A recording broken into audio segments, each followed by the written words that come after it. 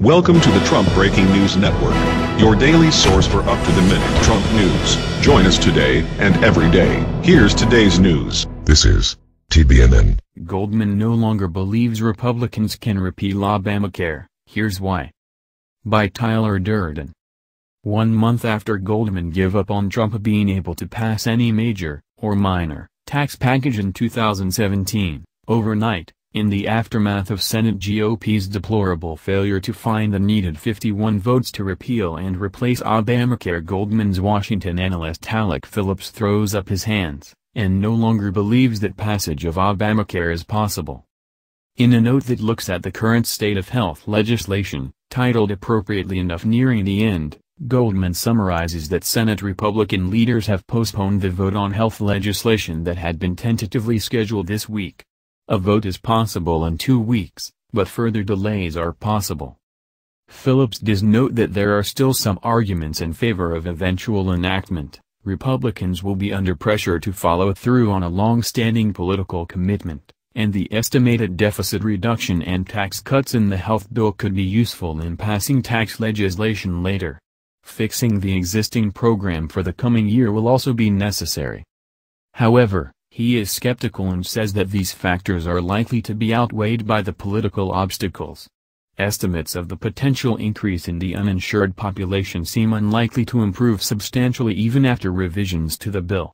Public support for the effort is also weak, and intra-party divisions appear to pose too many obstacles. At this point, enactment of broad health legislation like the House passed or the Senate is contemplating seems unlikely.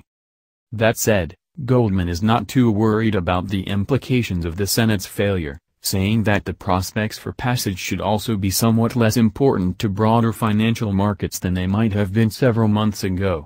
The debate over health legislation is likely to end, either with enactment or a failed vote, by mid to late July, allowing the rest of the budget process to proceed, eventually leading to consideration of tax legislation. In the less likely scenario that broad health legislation is enacted, there would be few near-term economic effects as most of the changes do not take effect until 2020. Goldman's full note. Health legislation, nearing the end. Markets are once again focused on the potential for a congressional vote on health legislation, this time regarding the Senate's Better Care Reconciliation Act, BCRA. This is presumably due to the need to move beyond the health bill before tax legislation can be addressed, as discussed below, and because of the broader signal that passage of a health bill might send regarding the rest of the Trump agenda. However, the effort to replace the Affordable Care Act, ACA, has been set back once again with the announcement that no vote will be held for at least another 2 weeks. At that point, there are 3 potential options. Passage. If Senate Republican leaders are able to muster a majority in favor of a health bill, the bill would move back to the House for at least one more vote. The outcome there would depend on the details of the final product, but a bill that can manage to win support of 50 of 52 politically diverse Senate Republicans would probably be able to pass the House and become law. Defeat. Major legislation is rarely rejected on the House or Senate floor, since congressional leaders usually know whether there is adequate support. However, it is clearly possible that this bill could end in a failed vote, if Senate Republican leaders determine that there is very little chance of ever coming up with an acceptable compromise. They might allow a vote against the bill to provide a more definitive end to the process and, possibly, as a way to pivot to a short-term bipartisan effort to stabilize the individual health insurance market for 2018. Delay. As of this writing, Senate Republican leaders have opted to delay the vote for at least 2 weeks, until the week of July 10. A delay could be interpreted as a sign that Republican leaders believe there is a chance of gaining support over the next 2 weeks for a modified bill. However, it might also simply signal that leaders are not quite ready to give up on the effort, even if they recognize that the odds of eventual enactment are low. Further delays cannot be ruled out, though we would be very surprised if the Senate debate continues past late July.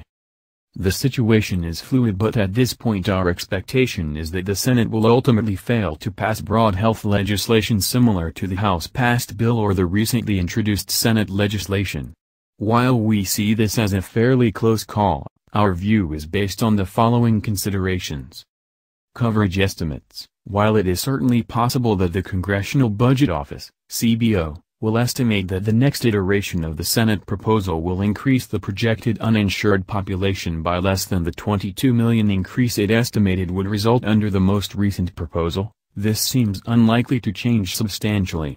Repeal of the individual mandate alone has been estimated to reduce coverage by 15 million, and the repeal of the Medicaid expansion and the cap on the future growth rate of the program would reduce coverage further. Public support. The Affordable Care Act, ACA, is much more popular than the pending legislation, and even among Republican voters views are mixed. Exhibit 1. One problem congressional Republicans face is that public sentiment regarding the ACA has shifted since the debate began, possibly because the public has become more aware of the coverage expansion under the ACA. Thin margins. Even with Vice President Pence casting the tie-breaking vote, 50 of 52 Republicans would need to support the bill. This means bridging the gap between the most conservative senators, shown at the top of Exhibit 2, and centrist Republicans, toward the bottom of Exhibit 2, and those representing swing states, to the left of Exhibit 2. Medicaid Politics. 20 Republican senators represent states that have expanded Medicaid under the ACA. While many of them appear likely to support the bill, the proposed cuts have been difficult for some expansion state Republicans to support, including Senators Capito, Heller, Murkowski, and Portman. Exhibit 1. The ACA has become more popular recently. Of course, there are arguments in favor of eventual passage. These include campaign commitments. After House Republican leaders postponed a long-awaited vote on their health legislation earlier this year, it had appeared that debate might turn to other issues on the agenda. However, the health effort was of such political consequence that Republican leaders ultimately returned to the issue. It is possible that congressional Republicans will continue to press the issue until health legislation is enacted, even if it takes a while longer. That said, our sense is that Senate Republican leaders like Senator McConnell have a limited appetite for further debate on health care, as discussed below. Fiscal benefits. The Senate health legislation has two potential benefits for the rest of the fiscal agenda. First, CBO estimates that the bill would reduce the deficit by $321 billion over the next 10 years. These savings could potentially be redirected toward other legislative efforts, like tax reform. Second, the bill repeals the taxes enacted in the ACA, reducing revenues by $563 billion over 10 years. By offsetting these tax cuts with the spending cuts in the health legislation, this would relieve pressure on congressional Republicans to address the repeal of ACA taxes and tax reform legislation later. That said, our expectation is that the final Senate bill, if it passed, would probably not save more than the $119 billion the House bill was estimated to save. While helpful, this would not meaningfully change the outlook for tax reform.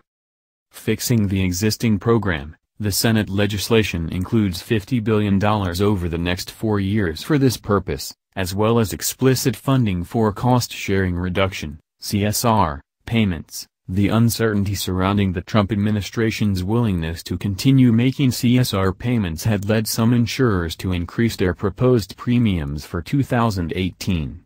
If the Senate does not approve the pending legislation or something similar, congressional Republicans may attempt to pass a more narrowly focused package to stabilize the individual insurance market, which includes the subsidized plans offered through exchanges. While the health debate is clearly relevant, in our view it is becoming less important to the broader agenda, for a few reasons. The debate on the current health bill will end soon, one way or the other. Market participants have focused on the health vote in large part because it is seen as a prerequisite to passing tax reform. The health bill is being considered under the 2017 budget cycle, through the reconciliation process that allows for Senate passage with a simple majority, that is, potentially only Republican votes. Since Congress can consider only one reconciliation bill for tax and spending per budget cycle, and budget cycles cannot overlap, Congress must conclude its debate on the healthcare bill before it can formally begin considering tax reform. If the Senate passes the bill in the next few weeks, the process could then turn to the FY18 budget resolution, followed by tax reform. But it seems unlikely that the Senate will debate health legislation after July, so whether it passes or whether it fails, health legislation seems unlikely to delay tax legislation much further. There isn't much signaling value left. Earlier this year, the health debate was seen as a signal of how successful the Trump administration and congressional Republicans might be in getting other aspects of the agenda through Congress. However, at this stage, it seems fairly clear that intra-party disputes and a thin margin in the Senate have made sweeping reforms difficult. As a result, eventual Senate passage of the health legislation wouldn't meaningfully change our expectation of what might be possible regarding tax reform. For example, health legislation is unlikely to have substantial economic effects in the near term. While the current legislative debate on healthcare could have important consequences for those enrolled in subsidized benefits and, to a lesser extent, enrollees in the individual market more generally, it seems unlikely to meaningfully affect the economic outlook, for two main reasons. First, most of the reduction in benefits would take place in 2020 and beyond. In 2018 and 2019, the bill would actually increase the deficit by about $30 billion each year, as the value of the tax cuts starting in 2018 more than offsets the spending cuts. Second, the ACA's disinflationary effect is unlikely to reverse as a result of this legislation. We previously estimated that two policies accounted for most of the policy-related slowdown in medical inflation over the last couple of years: the cuts to the growth rate of Medicare reimbursements and the shift of the uninsured into the Medicaid program, which pays less for a given service than most other sources of coverage. The legislation would not reverse the Medicare cuts. If legislation is enacted, it might result in a gradual reversal of the coverage effect, but probably only in 2020 and beyond. Over coming days, we expect to hear more regarding potential modifications to the original Senate proposal. If progress is made during the remainder of the week, it is possible that a revised CBO estimate could be produced not long after the Senate returns from recess on July 11. A vote looks possible anytime between late in the week of July 10 and the end of July, though at this point the odds seem stacked against Senate passage.